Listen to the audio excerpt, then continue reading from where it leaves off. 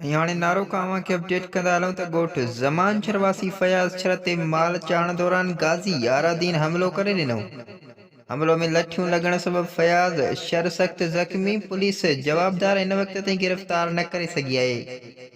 अव्हांखे अपडेट कंदा पहिरियों नारो खां त नारो ॻोठ ज़मान शरवासी फयाज़ छर ते माल चाढ़ण दौरान गाज़ी यारादीन हमलो करे ॾिनो। हमले में लठियूं लॻण सबब फयाज़ शर ज़ख्मी। पुलिस जवाबदार गिरफ़्तार न करे सघी आहे। इन ई हवाले सां तफ़सील मालूम कंदासीं। असां सां लाइन ते मौजूद आहे नारो मां K2K न्यूज़ रिपोर्टर दीदार शर। दीदार अपडेट कंदा।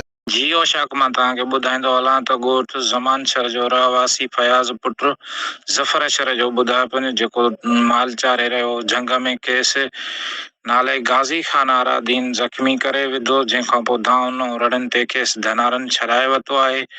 हिन महिल ताणी को केस वग़ैरह या जवाबदार गिरफ़्तार न आहे थी सघियो। ठीकु आहे दीदार, अपडेट करण लाइ अव्हांजी वॾी महिरबानी।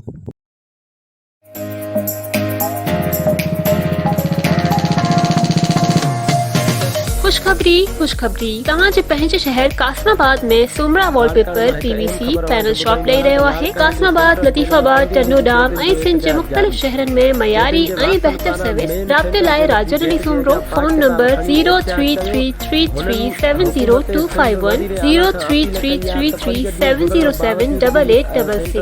नोट WhatsApp पिण साॻे नंबर ते आहे। ठीकु आहे।